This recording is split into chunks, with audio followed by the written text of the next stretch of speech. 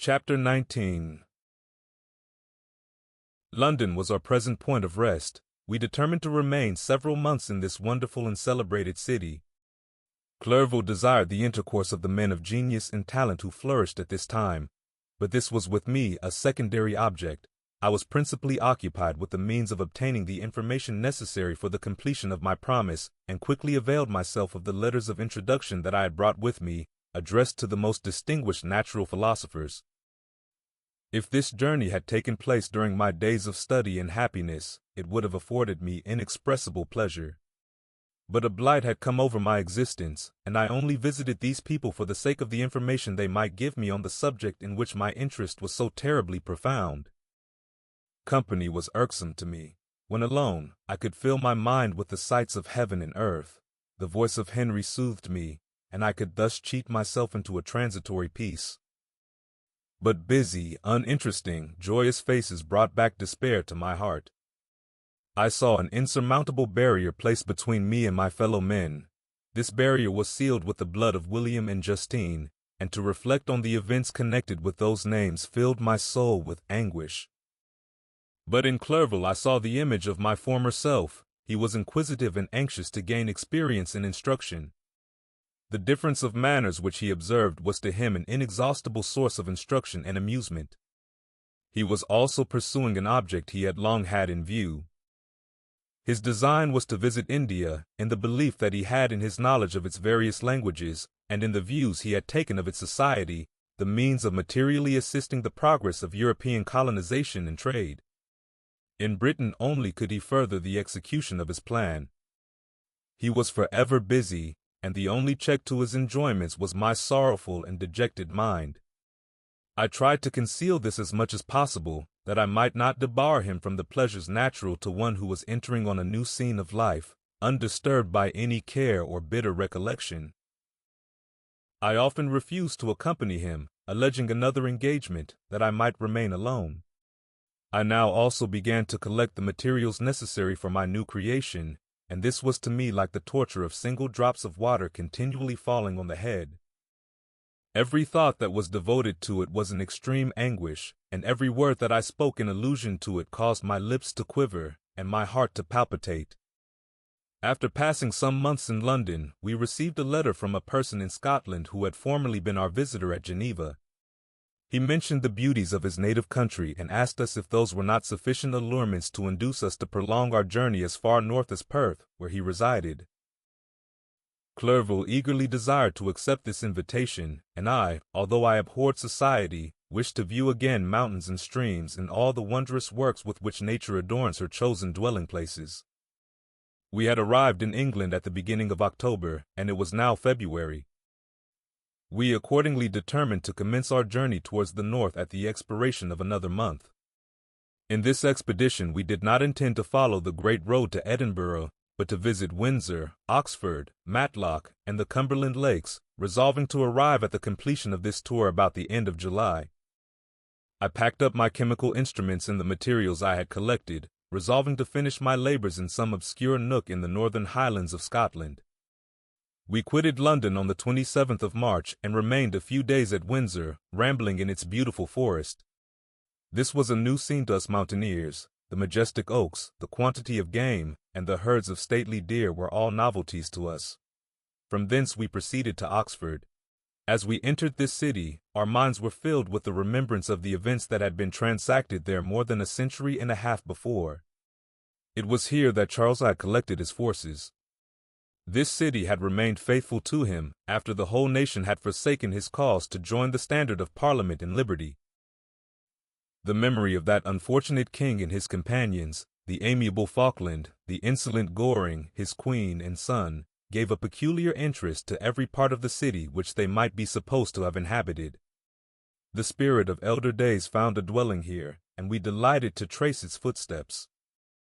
If these feelings had not found an imaginary gratification, the appearance of the city had yet in itself sufficient beauty to obtain our admiration. The colleges are ancient and picturesque, the streets are almost magnificent, and the lovely Isis, which flows beside it through meadows of exquisite verdure, is spread forth into a placid expanse of waters, which reflects its majestic assemblage of towers and spires and domes embosomed among aged trees. I enjoyed this scene, and yet my enjoyment was embittered both by the memory of the past and the anticipation of the future. I was formed for peaceful happiness. During my youthful days, discontent never visited my mind, and if I was ever overcome by ennui, the sight of what is beautiful in nature or the study of what is excellent and sublime in the productions of man could always interest my heart and communicate elasticity to my spirits. But I am a blasted tree. The bolt has entered my soul, and I felt then that I should survive to exhibit what I shall soon cease to be, a miserable spectacle of wrecked humanity, pitiable to others and intolerable to myself. We passed a considerable period at Oxford, rambling among its environs and endeavoring to identify every spot which might relate to the most animating epoch of English history. Our little voyages of discovery were often prolonged by the successive objects that presented themselves. We visited the tomb of the illustrious Hampden and the field on which that patriot fell. For a moment my soul was elevated from its debasing and miserable fears to contemplate the divine ideas of liberty and self-sacrifice, of which these sites were the monuments and the remembrancers. For an instant I dared to shake off my chains and look around me with a free and lofty spirit, but the iron had eaten into my flesh, and I sank again, trembling and hopeless, into my miserable self. We left Oxford with regret and proceeded to Matlock, which was our next place of rest. The country in the neighborhood of this village resembled, to a greater degree, the scenery of Switzerland, but everything is on a lower scale, and the green hills want the crown of distant white Alps which always attend on the piney mountains of my native country. We visited the wondrous cave and the little cabinets of natural history, where the curiosities are disposed in the same manner as in the collections at Servox and Chamounix. The latter name made me tremble when pronounced by Henry, and I hastened to quit Matlock, with which that terrible scene was thus associated. From Derby, still journeying northwards, we passed 2 months in Cumberland and Westmoreland. I could now almost fancy myself among the Swiss mountains. The little patches of snow which yet lingered on the northern sides of the mountains, the lakes, and the dashing of the rocky streams were all familiar and dear sights to me. Here also we made some acquaintances who almost contrived to cheat me into happiness. The delight of Clerval was proportionably greater than mine. His mind expanded in the company of men of talent, and he found in his own nature greater capacities and resources than he could have imagined himself to have possessed while he associated with his inferiors. "I could pass my life here," said he to me, "and among these mountains I should scarcely regret Switzerland and the Rhine." But he found that a traveler's life is one that includes much pain amidst its enjoyments. His feelings are forever on the stretch, and when he begins to sink into repose, he finds himself obliged to quit that on which he rests in pleasure for something new, which again engages his attention, and which also he forsakes for other novelties. We had scarcely visited the various lakes of Cumberland and Westmoreland, and conceived an affection for some of the inhabitants when the period of our appointment with our Scotch friend approached, and we left them to travel on. For my own part I was not sorry. I had now neglected my promise for some time, and I feared the effects of the demon's disappointment. He might remain in Switzerland and wreak his vengeance on my relatives. This idea pursued me and tormented me at every moment from which I might otherwise have snatched repose and peace. I waited for my letters with feverish impatience. If they were delayed, I was miserable and overcome by 1,000 fears, and when they arrived and I saw the superscription of Elizabeth or my father, I hardly dared to read and ascertain my fate. Sometimes I thought that the fiend followed me and might expedite my remissness by murdering my companion. When these thoughts possessed me, I would not quit Henry for a moment, but followed him as his shadow, to protect him from the fancied rage of his destroyer. I felt as if I had committed some great crime, the consciousness of which haunted me. I was guiltless, but I had indeed drawn down a horrible curse upon my head, as mortal as that of crime. I visited Edinburgh with languid eyes and mind, and yet that city might have interested the most unfortunate being. Clerval did not like it so well as Oxford, for the antiquity of the latter city was more pleasing to him. But the beauty and regularity of the new town of Edinburgh, its romantic castle and its environs, the most delightful in the world, Arthur's Seat, St. Bernard's Well, and the Pentland Hills compensated him for the change and filled him with cheerfulness and admiration. But I was impatient to arrive at the termination of my journey. We left Edinburgh in a week, passing through Cupar, St. Andrews, and along the banks of the Tay to Perth, where our friend expected us. But I was in no mood to laugh and talk with strangers or enter into their feelings or plans with the good humor expected from a guest, and accordingly I told Clerval that I wished to make the tour of Scotland alone. "Do you," said I, "enjoy yourself, and let this be our rendezvous. I may be absent a month or two, but do not interfere with my motions, I entreat you. Leave me to peace and solitude for a short time, and when I return, I hope it will be with a lighter heart, more congenial to your own temper." Henry wished to dissuade me, but seeing me bent on this plan, ceased to remonstrate. He entreated me to write often. "I had rather be with you," he said, "in your solitary rambles than with these Scotch people, whom I do not know. Hasten then, my dear friend, to return, that I may again feel myself somewhat at home, which I cannot do in your absence." Having parted from my friend, I determined to visit some remote spot of Scotland and finish my work in solitude. I did not doubt but that the monster followed me and would discover himself to me when I should have finished, that he might receive his companion. With this resolution I traversed the northern highlands and fixed on one of the remotest of the Orkneys as the scene of my labors. It was a place fitted for such a work, being hardly more than a rock whose high sides were continually beaten upon by the waves. The soil was barren, scarcely affording pasture for a few miserable cows, and oatmeal for its inhabitants, which consisted of 5 persons, whose gaunt and scraggy limbs gave tokens of their miserable fare. Vegetables and bread, when they indulged in such luxuries, and even fresh water, was to be procured from the mainland, which was about 5 miles distant. On the whole island there were but 3 miserable huts, and one of these was vacant when I arrived. This I hired. It contained but 2 rooms, and these exhibited all the squalidness of the most miserable penury. The thatch had fallen in, the walls were unplastered, and the door was off its hinges. I ordered it to be repaired, bought some furniture, and took possession, an incident which would doubtless have occasioned some surprise had not all the senses of the cottagers been benumbed by want and squalid poverty. As it was, I lived ungazed at and unmolested, hardly thanked for the pittance of food and clothes which I gave. So much does suffering blunt even the coarsest sensations of men. In this retreat I devoted the morning to labor, but in the evening, when the weather permitted, I walked on the stony beach of the sea to listen to the waves as they roared and dashed at my feet. It was a monotonous yet ever-changing scene. I thought of Switzerland. It was far different from this desolate and appalling landscape. Its hills are covered with vines, and its cottages are scattered thickly in the plains. Its fair lakes reflect a blue and gentle sky, and when troubled by the winds, their tumult is but as the play of a lively infant when compared to the roarings of the giant ocean. In this manner I distributed my occupations when I first arrived, but as I proceeded in my labor, it became every day more horrible and irksome to me. Sometimes I could not prevail on myself to enter my laboratory for several days, and at other times I toiled day and night in order to complete my work. It was, indeed, a filthy process in which I was engaged. During my first experiment, a kind of enthusiastic frenzy had blinded me to the horror of my employment. My mind was intently fixed on the consummation of my labor, and my eyes were shut to the horror of my proceedings. But now I went to it in cold blood, and my heart often sickened at the work of my hands. Thus situated, employed in the most detestable occupation, immersed in a solitude where nothing could for an instant call my attention from the actual scene in which I was engaged, my spirits became unequal. I grew restless and nervous.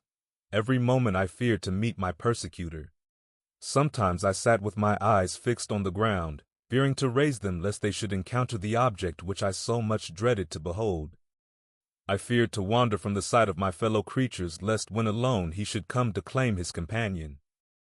In the meantime I worked on, and my labor was already considerably advanced. I looked towards its completion with a tremulous and eager hope, which I dared not trust myself to question, but which was intermixed with obscure forebodings of evil that made my heart sicken in my bosom. Chapter 20. I sat one evening in my laboratory. The sun had set, and the moon was just rising from the sea. I had not sufficient light for my employment, and I remained idle, in a pause of consideration of whether I should leave my labor for the night, or hasten its conclusion by an unremitting attention to it. As I sat, a train of reflection occurred to me which led me to consider the effects of what I was now doing. 3 years before, I was engaged in the same manner and had created a fiend whose unparalleled barbarity had desolated my heart and filled it forever with the bitterest remorse. I was now about to form another being of whose dispositions I was alike ignorant. She might become 10,000 times more malignant than her mate in delight, for its own sake, in murder and wretchedness. He had sworn to quit the neighborhood of man and hide himself in deserts, but she had not. And she, who in all probability was to become a thinking and reasoning animal, might refuse to comply with a compact made before her creation. They might even hate each other. The creature who already lived loathed his own deformity, and might he not conceive a greater abhorrence for it when it came before his eyes in the female form?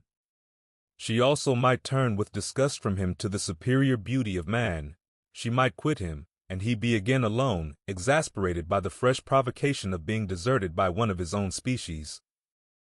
Even if they were to leave Europe and inhabit the deserts of the New World, yet one of the first results of those sympathies for which the demon thirsted would be children, and a race of devils would be propagated upon the earth who might make the very existence of the species of man a condition precarious and full of terror. Had I right, for my own benefit, to inflict this curse upon everlasting generations? I had before been moved by the sophisms of the being I had created. I had been struck senseless by his fiendish threats. But now, for the first time, the wickedness of my promise burst upon me. I shuddered to think that future ages might curse me as their pest, whose selfishness had not hesitated to buy its own peace at the price, perhaps, of the existence of the whole human race. I trembled and my heart failed within me, when, on looking up, I saw by the light of the moon the demon at the casement. A ghastly grin wrinkled his lips as he gazed on me, where I sat fulfilling the task which he had allotted to me. Yes, he had followed me in my travels. He had loitered in forests, hid himself in caves, or taken refuge in wide and desert heaths, and he now came to mark my progress and claim the fulfillment of my promise. As I looked on him, his countenance expressed the utmost extent of malice and treachery. I thought with a sensation of madness on my promise of creating another like to him, and trembling with passion, tore to pieces the thing on which I was engaged. The wretch saw me destroy the creature on whose future existence he depended for happiness, and with a howl of devilish despair and revenge, withdrew. I left the room, and locking the door, made a solemn vow in my own heart never to resume my labors, and then, with trembling steps, I sought my own apartment. I was alone. None were near me to dissipate the gloom and relieve me from the sickening oppression of the most terrible reveries. Several hours passed, and I remained near my window gazing on the sea. It was almost motionless, for the winds were hushed, and all nature reposed under the eye of the quiet moon.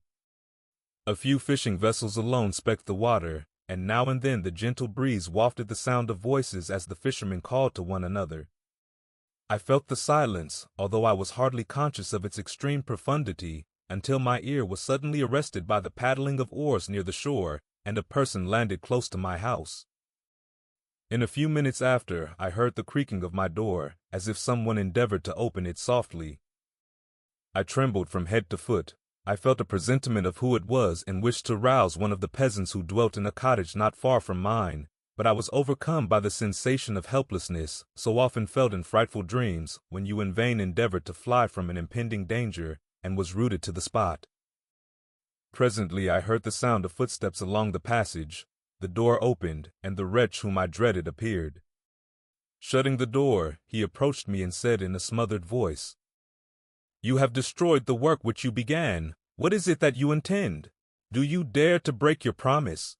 I have endured toil and misery. I left Switzerland with you. I crept along the shores of the Rhine, among its willow islands and over the summits of its hills. I have dwelt many months in the heaths of England and among the deserts of Scotland. I have endured incalculable fatigue, and cold, and hunger. Do you dare destroy my hopes? Begone. I do break my promise. Never will I create another like yourself, equal in deformity and wickedness. Slave, I before reasoned with you, but you have proved yourself unworthy of my condescension. Remember that I have power. You believe yourself miserable, but I can make you so wretched that the light of day will be hateful to you.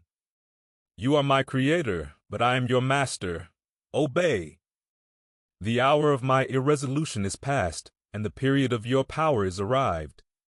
Your threats cannot move me to do an act of wickedness, but they confirm me in a determination of not creating you a companion in vice. Shall I, in cool blood, set loose upon the earth a demon whose delight is in death and wretchedness? Begone. I am firm, and your words will only exasperate my rage. The monster saw my determination in my face and gnashed his teeth in the impotence of anger. Shall each man, cried he, find a wife for his bosom, and each beast have his mate, and I be alone? I had feelings of affection, and they were requited by detestation and scorn. Man, you may hate, but beware. Your hours will pass in dread and misery, and soon the bolt will fall which must ravish from you your happiness forever. Are you to be happy while I grovel in the intensity of my wretchedness? You can blast my other passions, but revenge remains. Revenge, henceforth dearer than light or food. I may die, but first you, my tyrant and tormentor, shall curse the sun that gazes on your misery. Beware, for I am fearless and therefore powerful. I will watch with the wiliness of a snake, that I may sting with its venom. Man, you shall repent of the injuries you inflict. Devil, cease, and do not poison the air with these sounds of malice. I have declared my resolution to you, and I am no coward to bend beneath words. Leave me, I am inexorable. It is well. I go. But remember, I shall be with you on your wedding night. I started forward and exclaimed, Villain, before you sign my death warrant, be sure that you are yourself safe. I would have seized him, but he eluded me and quitted the house with precipitation. In a few moments I saw him in his boat, which shot across the waters with an arrowy swiftness and was soon lost amidst the waves. All was again silent, but his words rang in my ears. I burned with rage to pursue the murderer of my peace and precipitate him into the ocean. I walked up and down my room hastily and perturbed, while my imagination conjured up 1,000 images to torment and sting me. Why had I not followed him and closed with him in mortal strife? But I had suffered him to depart, and he had directed his course towards the mainland. I shuddered to think who might be the next victim sacrificed to his insatiate revenge. And then I thought again of his words, I will be with you on your wedding night. That, then, was the period fixed for the fulfillment of my destiny. In that hour I should die and at once satisfy and extinguish his malice. The prospect did not move me to fear, yet when I thought of my beloved Elizabeth, of her tears and endless sorrow, when she should find her lover so barbarously snatched from her, tears, the first I had shed for many months, streamed from my eyes, and I resolved not to fall before my enemy without a bitter struggle. The night passed away, and the sun rose from the ocean. My feelings became calmer, if it may be called calmness, when the violence of rage sinks into the depths of despair. I left the house, the horrid scene of the last night's contention, and walked on the beach of the sea, which I almost regarded as an insuperable barrier between me and my fellow creatures. Nay, a wish that such should prove the fact stole across me. I desired that I might pass my life on that barren rock, wearily, it is true, but uninterrupted by any sudden shock of misery. If I returned, it was to be sacrificed or to see those whom I most loved die under the grasp of a demon whom I had myself created. I walked about the isle like a restless spectre, separated from all it loved and miserable in the separation. When it became noon and the sun rose higher, I lay down on the grass and was overpowered by a deep sleep. I had been awake the whole of the preceding night, my nerves were agitated, and my eyes inflamed by watching and misery.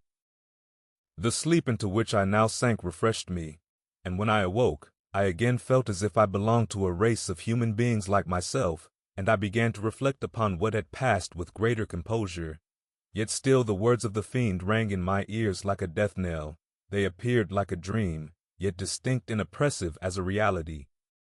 The sun had far descended, and I still sat on the shore, satisfying my appetite, which had become ravenous, with an oaten cake, when I saw a fishing boat land close to me, and one of the men brought me a packet.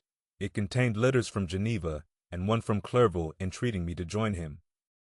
He said that he was wearing away his time fruitlessly where he was, that letters from the friends he had formed in London desired his return to complete the negotiation they had entered into for his Indian enterprise. He could not any longer delay his departure, but as his journey to London might be followed, even sooner than he now conjectured, by his longer voyage, he entreated me to bestow as much of my society on him as I could spare. He besought me, therefore, to leave my solitary isle and to meet him at Perth, that we might proceed southwards together. This letter in a degree recalled me to life, and I determined to quit my island at the expiration of 2 days. Yet, before I departed, there was a task to perform, on which I shuddered to reflect. I must pack up my chemical instruments, and for that purpose I must enter the room which had been the scene of my odious work, and I must handle those utensils, the sight of which was sickening to me. The next morning, at daybreak, I summoned sufficient courage and unlocked the door of my laboratory. The remains of the half-finished creature, whom I had destroyed, lay scattered on the floor, and I almost felt as if I had mangled the living flesh of a human being. I paused to collect myself, and then entered the chamber.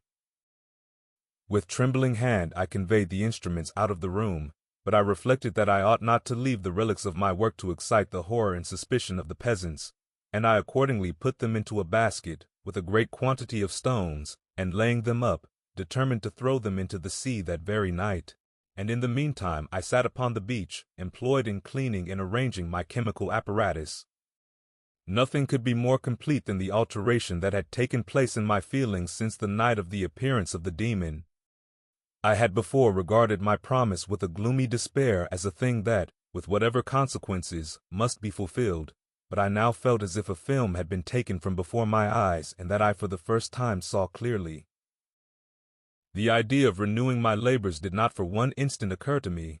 The threat I had heard weighed on my thoughts, but I did not reflect that a voluntary act of mine could avert it. I had resolved in my own mind that to create another like the fiend I had first made would be an act of the basest and most atrocious selfishness, and I banished from my mind every thought that could lead to a different conclusion. Between 2 and 3 in the morning the moon rose, and I then, putting my basket aboard a little skiff, sailed out about 4 miles from the shore.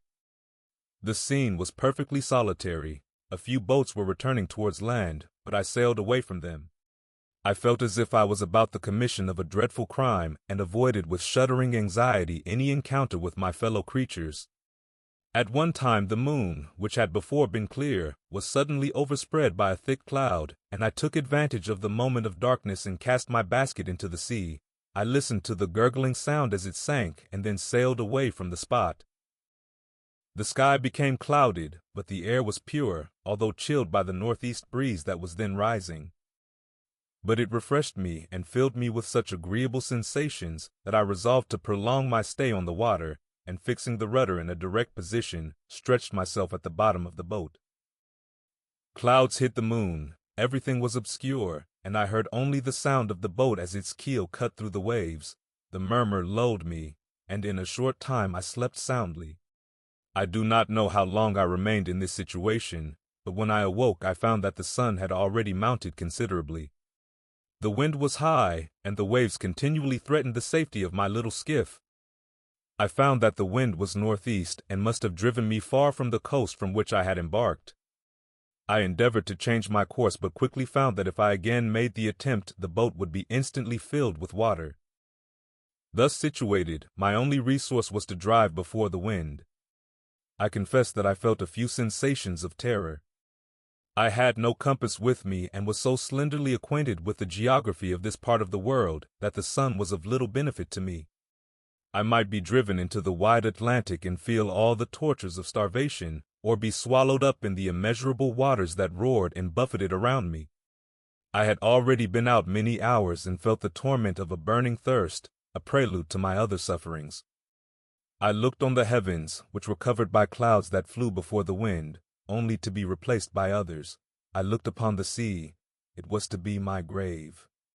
"Fiend," I exclaimed, "your task is already fulfilled." I thought of Elizabeth, of my father, and of Clerval, all left behind, on whom the monster might satisfy his sanguinary and merciless passions.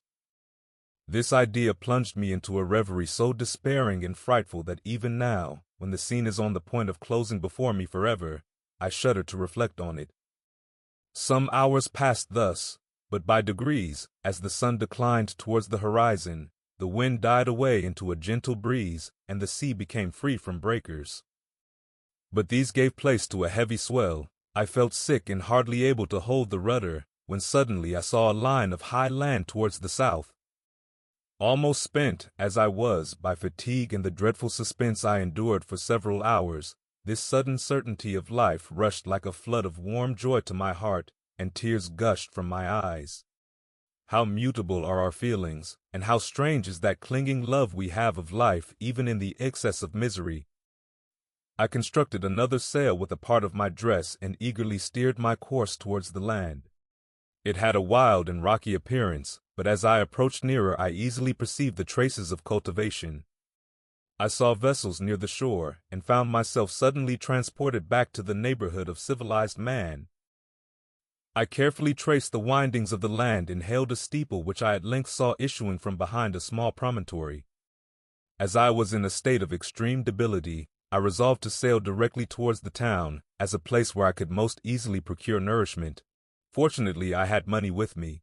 As I turned the promontory, I perceived a small, neat town and a good harbor, which I entered, my heart bounding with joy at my unexpected escape. As I was occupied in fixing the boat and arranging the sails, several people crowded towards the spot. They seemed much surprised at my appearance, but instead of offering me any assistance, whispered together with gestures that at any other time might have produced in me a slight sensation of alarm. As it was, I merely remarked that they spoke English, and I therefore addressed them in that language. "My good friends," said I, "will you be so kind as to tell me the name of this town and inform me where I am?" "You will know that soon enough," replied a man with a hoarse voice. "Maybe you are come to a place that will not prove much to your taste, but you will not be consulted as to your quarters, I promise you." I was exceedingly surprised on receiving so rude an answer from a stranger, and I was also disconcerted on perceiving the frowning and angry countenances of his companions. "Why do you answer me so roughly?" I replied. "Surely it is not the custom of Englishmen to receive strangers so inhospitably." "I do not know," said the man, "what the custom of the English may be, but it is the custom of the Irish to hate villains." While this strange dialogue continued, I perceived the crowd rapidly increase. Their faces expressed a mixture of curiosity and anger, which annoyed and in some degree alarmed me. I inquired the way to the inn, but no one replied. I then moved forward, and a murmuring sound arose from the crowd as they followed and surrounded me, when an ill-looking man approaching tapped me on the shoulder and said, "Come, sir, you must follow me to Mr. Kerwin's to give an account of yourself." "Who is Mr. Kerwin?" "Why am I to give an account of myself? Is not this a free country?" "Eh, sir, free enough for honest folks. Mr. Kerwin is a magistrate, and you are to give an account of the death of a gentleman who was found murdered here last night." This answer startled me, but I presently recovered myself. I was innocent. That could easily be proved. Accordingly, I followed my conductor in silence and was led to one of the best houses in the town. I was ready to sink from fatigue and hunger, but being surrounded by a crowd, I thought it politic to rouse all my strength, that no physical debility might be construed into apprehension or conscious guilt. Little did I then expect the calamity that was in a few moments to overwhelm me and extinguish in horror and despair all fear of ignominy or death. I must pause here, for it requires all my fortitude to recall the memory of the frightful events which I am about to relate in proper detail to my recollection.